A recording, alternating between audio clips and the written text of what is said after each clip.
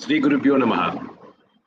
Shruti Smriti Purananam Alayam Karunalayam Namami Bhagavad Padam Shankaram Loka Shankaram. Welcome to our 37th Saturday online Kashmir Cultural Heritage Awareness Series. We have with us today Shri Afaq Hussain, and the topic is confidence building among communities in J&K. We thank Kanchi Mutt for our ongoing series and offer our Namaskaram to His Holiness Sri Shankara Vijayendra Saraswati Swami. Kanchi Mutt has always been modestly working with the sole aim of national integration, spiritual enlightenment, and preserving and promoting the uniqueness of Kashmir, as Kashmir is our cultural heritage. We are very pleased to introduce and welcome Shri Afaq Hussain. Born in Srinagar, Jammu and Kashmir, he is co-founder and director at a New Delhi-based Policy and Research Institute, Bureau of Research on Industry and Economic Fundamentals, also known as BRIEF. With around 18 years of experience, he has worked extensively on international trade policy and logistics sector. He has been part of various trade facilitation studies on pertinent areas such as tariff, non-tariff measures, barriers, value chain analysis, infrastructure gaps at ports, and appraisal of infrastructure and policy reforms at sea and land ports in India. At brief, Afaq leads the policy research team, which focuses on trade facilitation and regional cooperation, which includes work on India-Pakistan trade as well as cross line of control trade in between both sides of Jammu and Kashmir. His works in South Asia include work on non-tariff measures between India, Nepal, and India, Bangladesh. Apart from NTMs, he has also worked on building sector-specific value chains between India and Pakistan, using this as a tool to enhance economic cooperation between India and Pakistan. Afaq is also a regular contributor to various newspaper publications on issues of trade facilitation, connectivity, India-Pakistan trade, and cross-line of control trade. Afaq was also a member of the working group of the infrastructure connectivity vertical for preparing the recent development agenda for India at 75 at Niti Aayog, Government of India. We have the pleasure in welcoming Afaq Hussain once again. And thank you, sir, for taking time to join us today. Just wanted to add that I wrote an interesting article in NAD magazine, which is published by AIKS. And the moment I read his article, I thought he would be a great contributor to our online series. I'll talk about that towards the end. Now over to you, sir. Thank you so much, Vijay Shankarji, and I thank the organizers, the Kanchi Mutt, for giving me an opportunity and for making me part of this initiative, which is definitely need of the hour for our place called Jammu and Kashmir, where we have been in trouble for more than 3 decades now. The present conflict, which started way back more than 30 years ago, has had really bad impact on all communities of Jammu and Kashmir, particularly the Kashmiri Pandits, who suffered miserably in 89 and 90 when they had to leave Kashmir and go to other parts of the country and leave everything back home. And even now, if I imagine that I have to leave everything today and just go out and restart my life again, it is something which I would not even want to dream about. So there has been it has been a terrible time for the society in Kashmir, which was a very close knit society of the Kashmiri Pandits, the Muslims, and the Sikhs. The plight for their survival and the dream to return to their homelands still continues.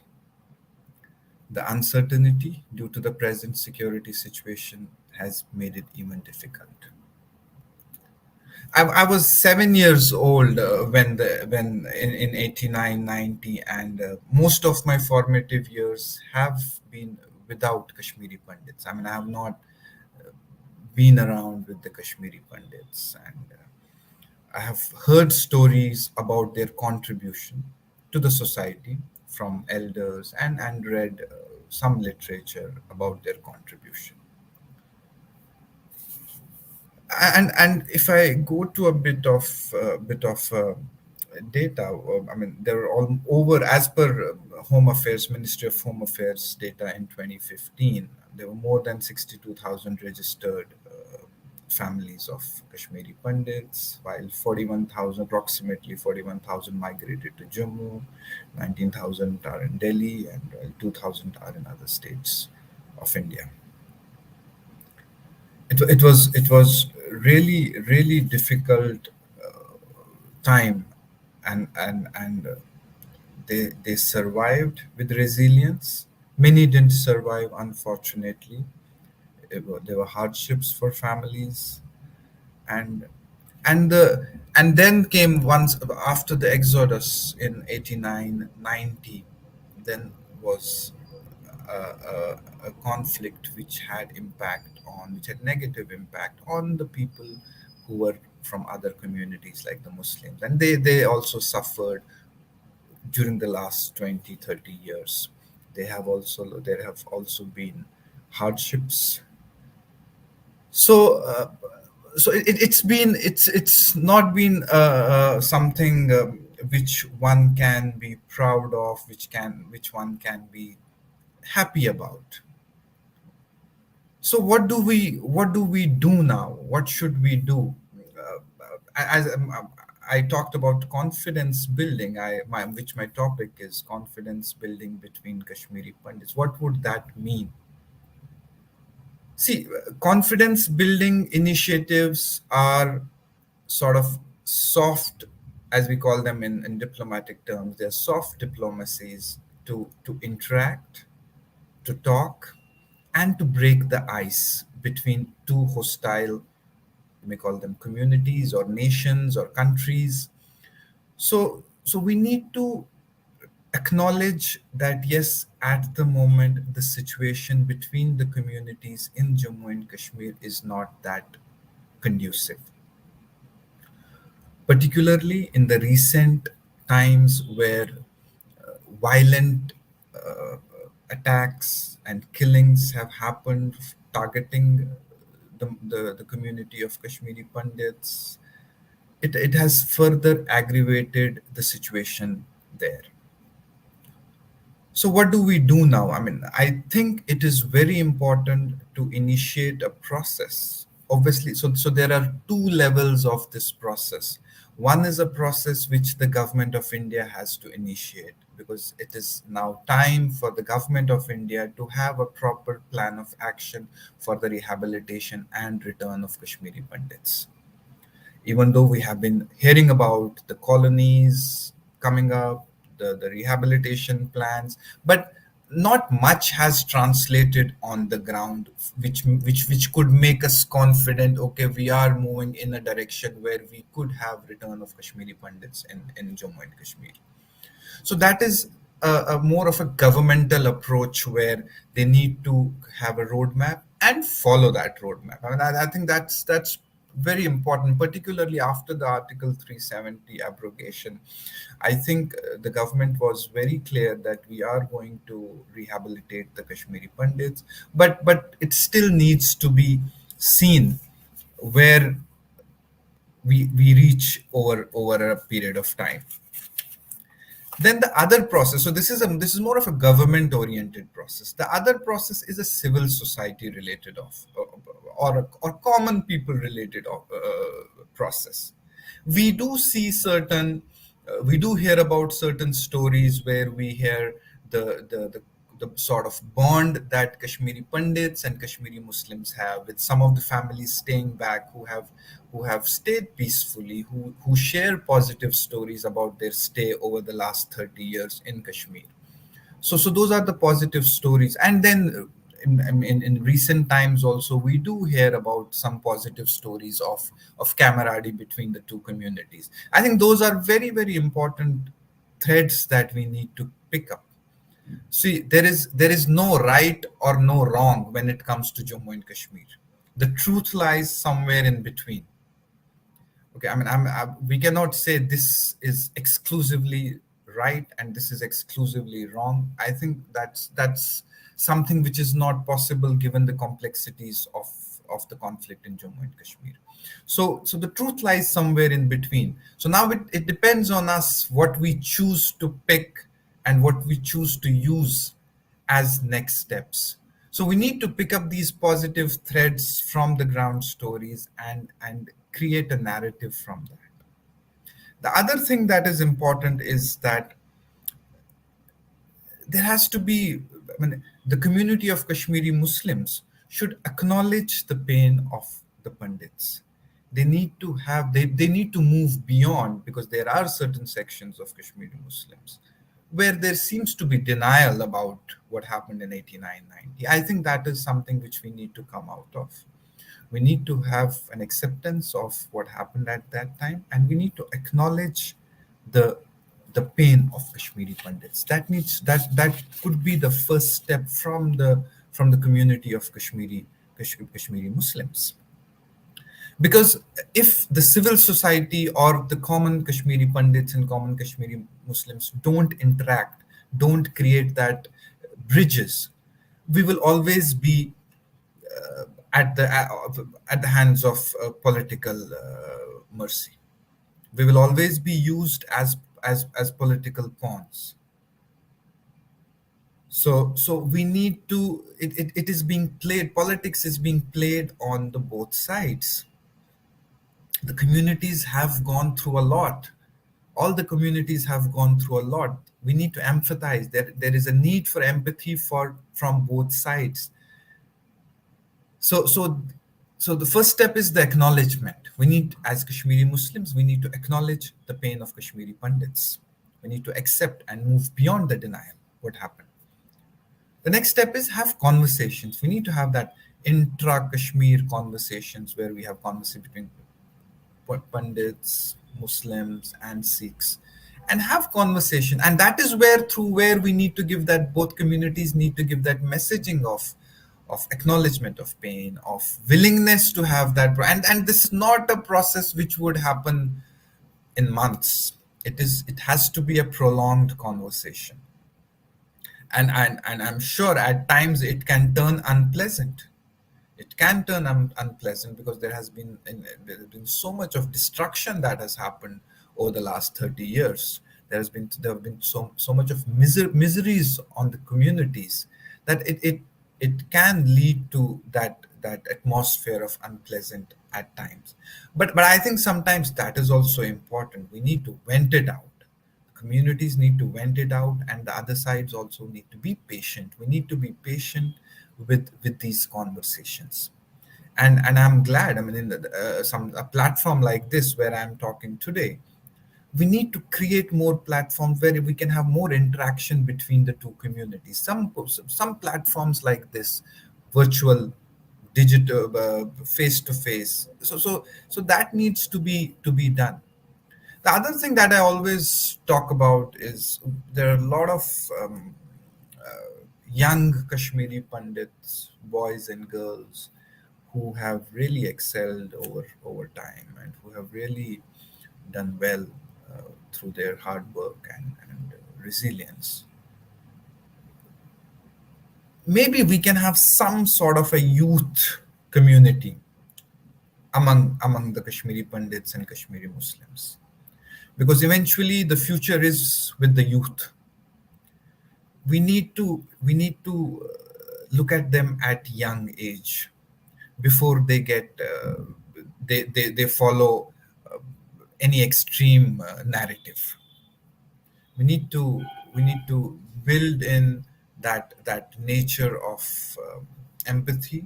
We need to build in them that background of the harmony between Kashmiri Pandits and Kashmiri Muslims. So the youth could be another future-looking platform where they need to interact, they need to talk, and see how we can move forward.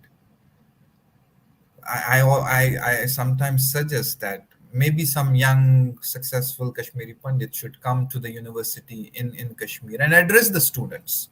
Talk about his journey, talk about his or her journey, talk about how to move forward through in terms of career development, in terms of uh, mentoring those young boys and girls from Kashmir. These are all ways and means of interacting. It is all about interacting at the moment, because the sort of interaction we are having at the moment is not helping the cause. I mean, there's a lot of negativity which has happened over the last, particularly over the last few months, with the killings of Kashmiri Pandits in Kashmir, with the narrative that has been going against the Kashmiri Muslims in the last couple of months. So it's not a very happy situation for either community.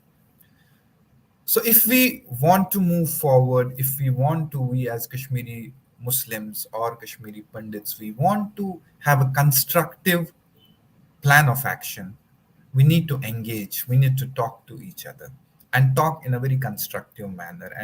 And I'm sure it's really difficult. I would say it's almost impossible to forget what has happened to both the communities. But I think we need to pick those threads of positivities, pick up those threads of positivities and take it forward. In my opinion, that could be one. I have engaged personally, I engage with multiple Kashmiri Pandit communities in Kashmir, in Jammu, in New Delhi, where I try to have a conversation.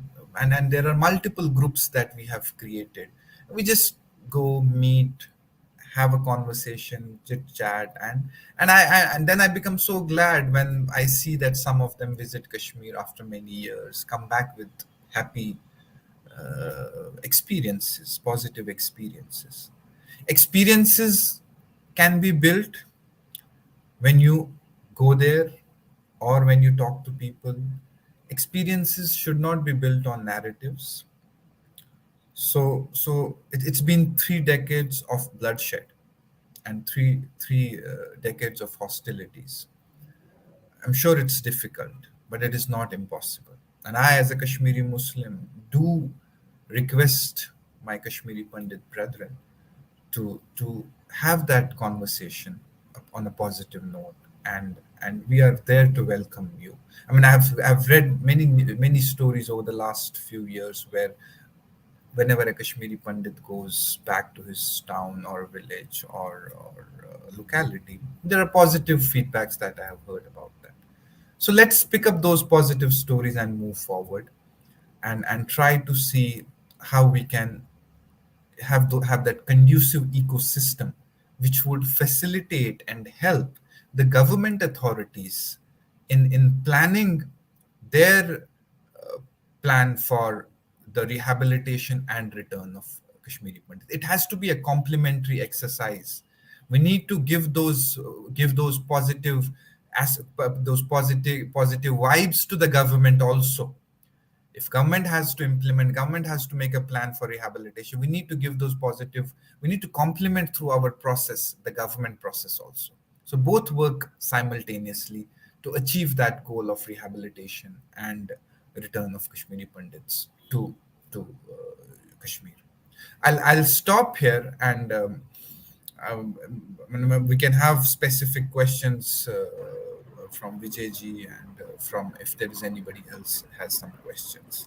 And we can have. I would want to make it more interactive rather than a one-way conversation. Right. Thank you for that very nice introduction and summary. You mentioned about two things. One is government of India involved development infrastructure, which is ongoing, and we keep reading once in a while. Even I think few weeks or few days ago, Prime Minister was there Yeah, yeah. interacting in Mhm. Kashmir. That is a parallel activity going on. The second one you mentioned is civil society related, which is very, very important.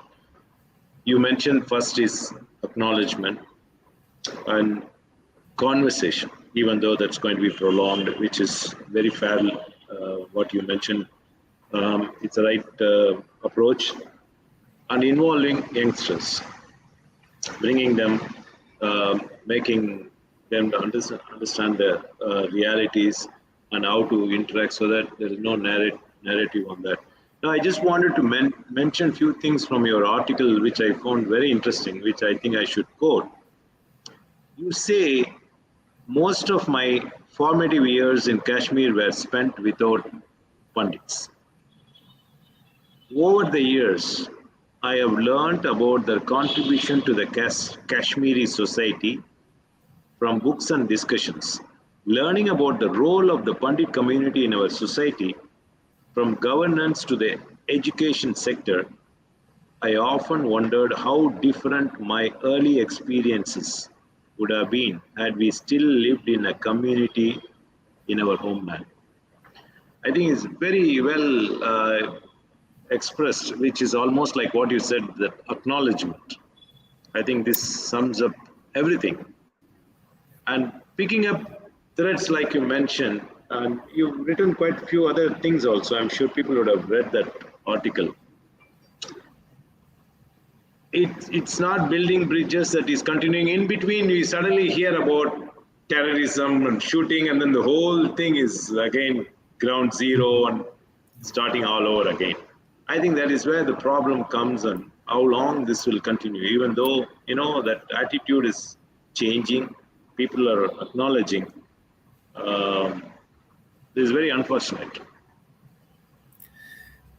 Yeah, I mean, you're absolutely right. You're absolutely right. These interruptions that as soon as we think, okay, we have taken some steps, we go back 10 steps.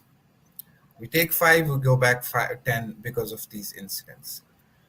Uh, that's why I mentioned it has to be prolonged, because there are elements who do not want it to happen.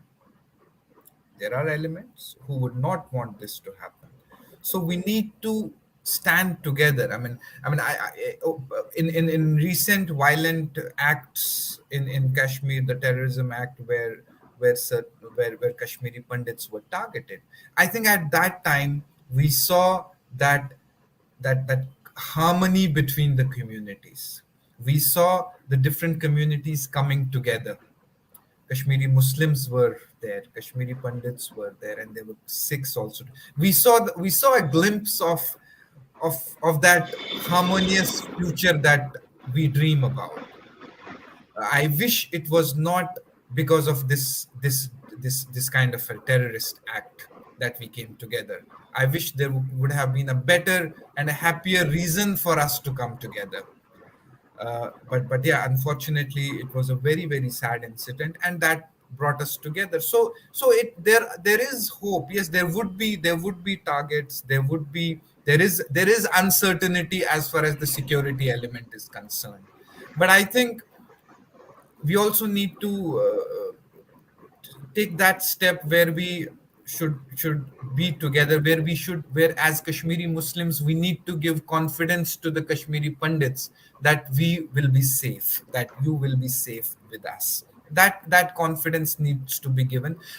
But at the same time, the security apparatus of the government of India, that also needs to give confidence to the Kashmiri Pandits. Ultimately, it is the security is something which the government of India has to manage. So that also needs to come from government of India and supplemented by the Kashmiri Muslim community. We need to give that confidence. That's why I said it's a prolonged process. It's not something which will happen in a month. The other point I wanted to put, what I have expressed in my article by saying that I have not interacted much with the Kashmiri Pandits in my formative years, and I wonder how my early years would have been had they been. And it is a feeling which is shared by so many Kashmiri Muslims. Let me assure you that. It's not only me who is expressing this kind of a feeling. My friends, I know so many people, man, we interact so many people, and a lot of them have this kind of a feeling which I have written there. So it's not only me. It is there are so many young Kashmiri Muslims, boys and girls, even the elderly people who have lived with them. So we all want them back. That's the impression I also got when I first visited Kashmir. I think I mentioned about this earlier. In 2012, we were part of a delegation. Some Orthodox people also came. We all stayed in a Muslim guest house. Okay. And Hamid, who is still in touch, I'm sure he is watching today. Hamid has become a very close family friend, and we know his family, and he took care of us so well, prepared vegetarian meal, and took us around all the temples, so knowledgeable. So I always wondered, starting from 2012, why this situation is not, extending to other areas and other people coming and interacting. I got to share one message from a doctor. She says, very good start on constructive ideas from Hussain sir. And Dr. Jnanam is family of doctors, very well known doctor family in Kumbakonam area. And she always tells me most of her patients are all Muslims. It has been going on for almost 3, 4, 5 decades, right from our father's days. So when such harmony and coexistence possible here, why can't this happen in Kashmir? And as you mentioned, it's not going to happen overnight, but I think it is possible, and we can create an environment where peace returns and people live like they used to several decades ago. Like it's happening every other part. I don't think you find any clashes or anything happening anywhere here. No, It's no, all, even exactly. if you go to a small village, that village about 30, 40 kilometers from here, full of Muslims. I remember that village, a place called Nidur, right from my childhood days. That village used to be full of Muslim community. So it has been there all over, and that's why it's very unfortunate that uh, you don't see that closeness or inclusivity now in Kashmir. Yes, but I am very whatever limited, very few Kashmiri family Pandit families who have stayed there even during the last 30 years. They share the same feedback. I mean, harmonious, not support of the Kashmiri Muslim communities. They had support of the Kashmiri Muslim communities. They've lived in a very harmony kind of an environment. So I am very confident of the fact that even if Kashmiri Pandits would come there and live, obviously I'm giving this is given that government of India has to create that policy also. I mean, it's not only that I tell them you please come, I'm giving you assurance. Obviously, that's not going to happen. It has to be the lead role has to be played by the government of India in terms of rehabilitation and security. And the next level role comes of us as Kashmiri Muslim community, who have to give them confidence of living in a very harmonious atmosphere. And we do, again, as I say, we do get those glimpses of harmony. I have myself in 2 years, 2 years back, 3 years back, organized a harmony dinner in Kashmir, where Kashmiri Pandits from New Delhi, some of the Kashmiri Pandits from Jammu, and the Kashmiri Pandit and Sikh community in Srinagar participated. It was a very harmonious environment. So I am sure that if tomorrow the community comes back, you can say the same thing about them also, the way you talk about the village which is 40 kilometers from your side, because we as common Kashmiri Muslims are not against any other community, including Kashmiri Pandits. there is a lot that has happened in the last 30 years. There is a lot of loss of blood and land which has happened in the last 30 years. So we also, the Muslim community also want to now move up economically also. They also want to engage in business. They want to move up the value chain now. So there is not much focus, as common people, we are not focusing on hatred now. We are focusing more on development, education, upliftment of society. And that's where all of us together can live together. She also writes one more. I should display. Are you able to see that? Yeah, I Um, can see that. to whichever religion you belong to, you should not be driven out of your homeland where you are born and raised. I think the same thing what you are sharing. That should be the attitude in the young minds. Exactly. You talked about youngsters, and we had another Muslim gentleman, Professor Meem Haib Zafar, in our program. He also was praising Pandit community. He was saying that when you visit Kashmiri Pandit home, there will be a lot of books, highly learned. Whereas you come to my house, there will be only two books. One is Quran, another one could be a dictionary. So that kind of, like you also mentioned about that, their contribution to education, their various fields, that all that could be utilized, and the whole society can be rebuilt again with inclusivity. I hope that the day will come very soon.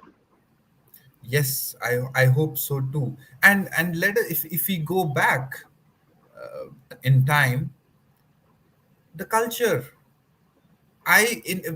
When I'm in Delhi, I can relate myself, my culture, and my lifestyle more to a Kashmiri Pandit than a Muslim staying in Delhi, or than a Muslim of Uttar Pradesh, than a Muslim of any other state of India. I can relate more to a Kashmiri Pandit.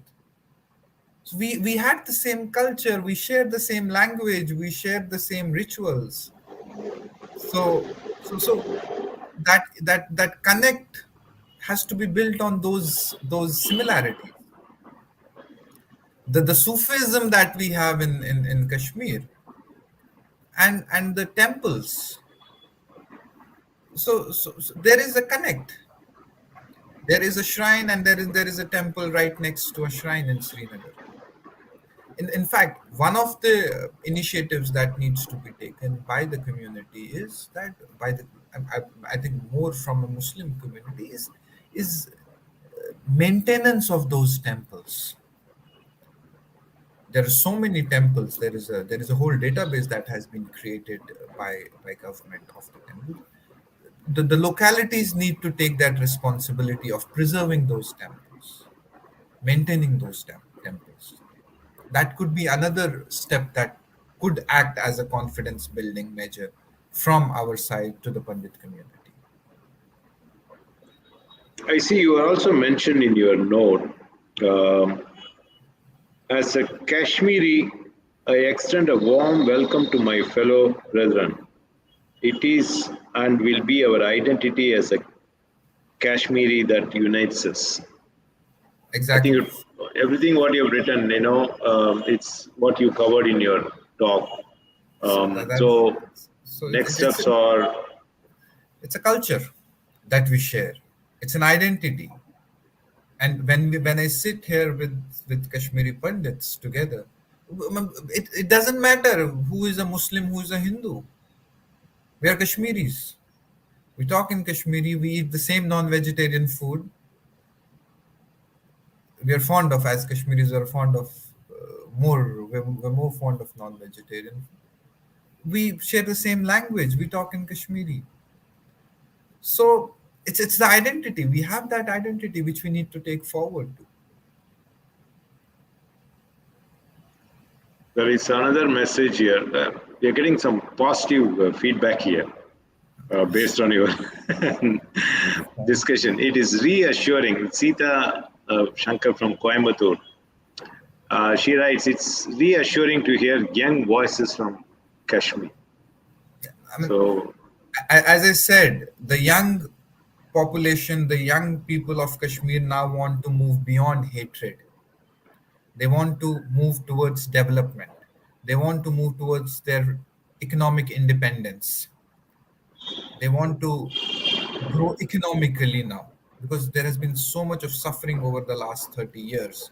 So now I'm glad that I can see so many my young fellow friends and Kashmiri Muslims who are now thinking in in a positive constructive direction and not getting influenced by the hatred, by the negative elements in the society. They will always remain, let me tell you that. I mean, there, as I said in the beginning also, there is no right or wrong. Kashmir is always about that middle ground. You cannot say things exclusively. They're not mutually exclusive. They would always be there, but then it is the resilience of the people which has to come through. And obviously the government of India has to play a lead role, which would give assurance to different communities. Okay, no, government is also keen on this. Let us support the process. We need to support the process. That is how it could happen. now, with your contacts in Pakistan, um, Pakistan won't be interested in opening part of that occupied areas to religious tourism. You know, one of the Panditjis is building a temple in Titwal, which is close I to the know, I line know, of control. I know. Ravindra I Pandita, read about it. I read he about it. appeared in our program too. So Pakistan could take a lead role in opening that, and possibly that would help, building the trust and build that relationship. I think that is something which has been talked about, the Sharda Peeth temple, which has been talked about for many years, and there was a very strong advocacy from government of Jammu and Kashmir when Mehbooba Mufti was the chief minister of J&K, and she used to promote it a lot. And there is hope for that. Let me tell you, I mean, I have traveled in Pakistan also for different research purposes and discussion and conferences over the last 10 years. And so there is that scope because we have passed in the form of cross LOC trade. That was also a confidence building measure which happens through line of control. Cross line of control travel, that also was started in 2006. Cross LOC trade was started in 2008. So there are examples, and these examples are like 2006, 2008. They're not pre 89 examples. So if the diplomacy from both sides, from India and Pakistan, wants, these things can happen. We have seen Kartarpur corridor happening amidst all the tension between the two countries.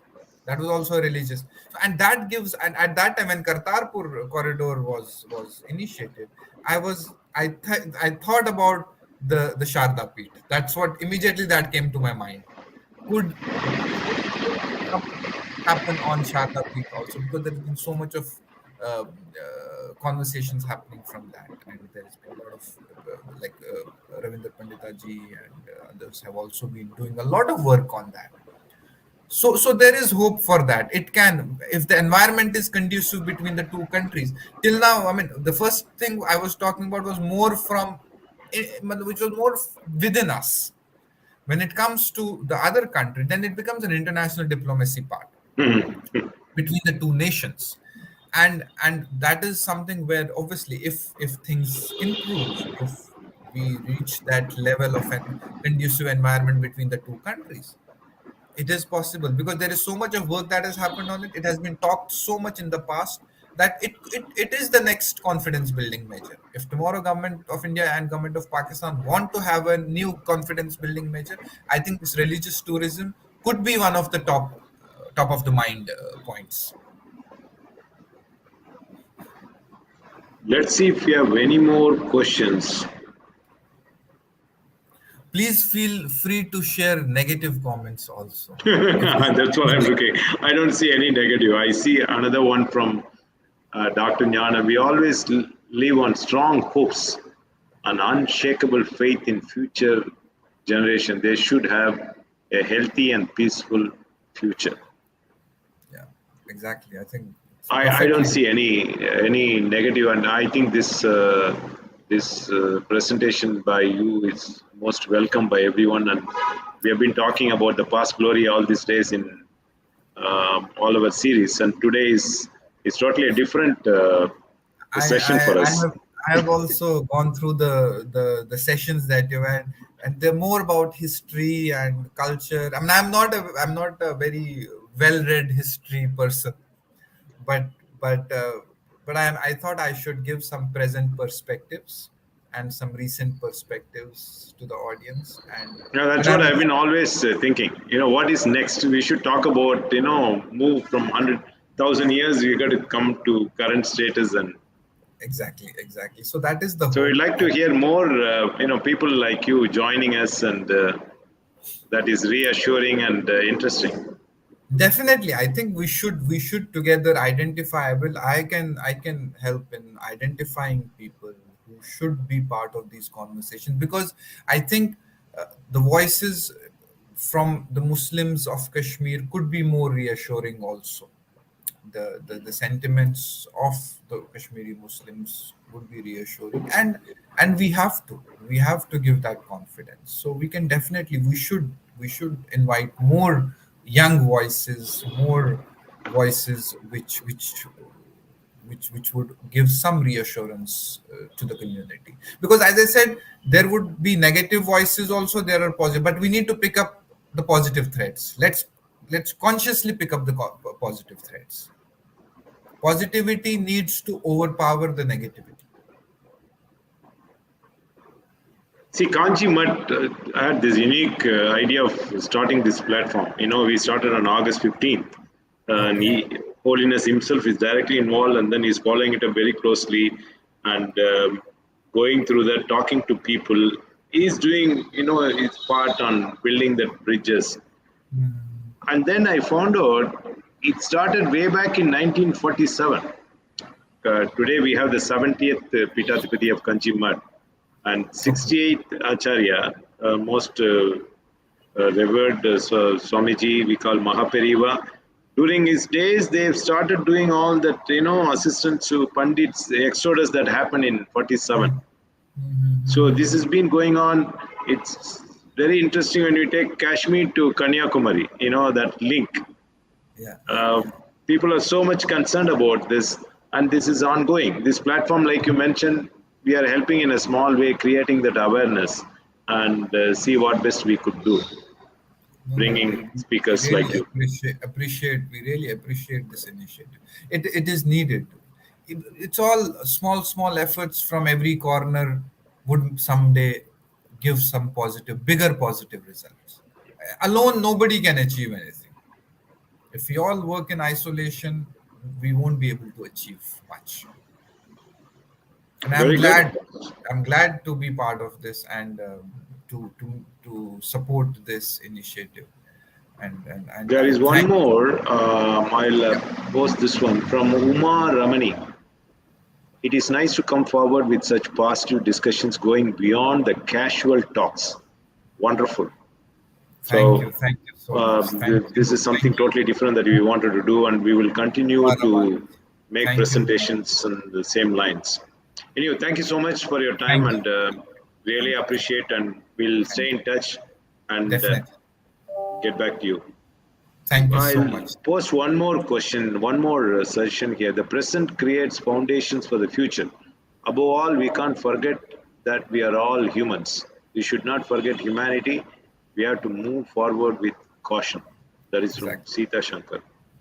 Perfect. Very good. Perfect. We'll close Thank you. for Thank today you. and Thank you so much. talk to Thank you you so much. soon. Thank you so much. Thank you so much. Thank you. Thank you. We once again thank you, viewers, for joining us today. And as I mentioned earlier, we wanted to take a break from the past and past glory. We wanted to move towards what needs to be done. as a next step. More speakers are going to come on those lines. There are more projects coming up there, and somebody from Ogra, Mr. Ogra, is joining from Johannesburg, South Africa, next week, and he's going to talk about his development plans for Kashmir. So once again, we thank Kamakodi.tv, Kanchi Mutt channels, YouTube and Facebook, and also Dinamalar for supporting our online series by giving information about the speaker and the details every week. So thank you so much. Must also thank VDSP for streaming, which is improving every week. I see lots of improvements in StreamYard with more and more capabilities. So don't forget to tune in again next Saturday. If you are a new viewer today, please subscribe.